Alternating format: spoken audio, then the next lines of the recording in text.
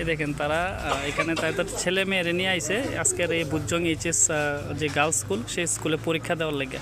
আমার মনে হইতেছে যে যারা পরীক্ষা দিব তার থেকে বেশি চিন্তা হয়েছে তারার, সবাই দেখি খুব চিন্তায়, সবাই এখানে একজন মাটিতে বয়ে রয়েছে, একজন দাঁড়ায় করেছে, মানে তাদের মতামত ব্যক্ত করতেছে যে আসলে পরীক্ষাটা কীরকম হইব। স্বাভাবিক সবার মা বাবাই চায় যে ছেলে মেয়ে তাদের নিজের পায়ে প্রতিষ্ঠিত হোক, কারণ তাদের থেকে যতটুকু করা তারা তো এতটুকু করছেই, ছেলে মেয়ের পড়াশোনা করার দায়িত্ব তারা করতেছে। মা কি দেখুন তারা থেকে পরীক্ষাটা ভালোভাবে দেখ সেটাই তারা এটাও চায়।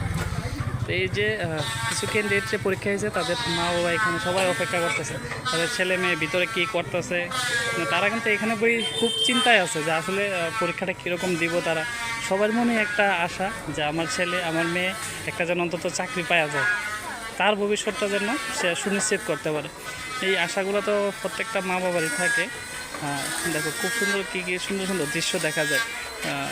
ওনার মেয়ে পড়তেছে আর বাবা এখানে সঙ্গে দাঁড়ায় অপেক্ষা করতেছে যে না, মানে যতটুকু চেষ্টা মা বাবার থেকে যে তাদের ছেলে মেয়ে পড়াশোনা করুক সেই পরিবেশ দেওয়া, এবং তাদের কর্তব্যগুলো সবাই করতেছে। কিন্তু সর্বশেষ এটাই যারা ছাত্রছাত্রী যারা ক্যান্ডিডেট তোমরা যেন ভালোভাবে তোমাদের টিকা দাও।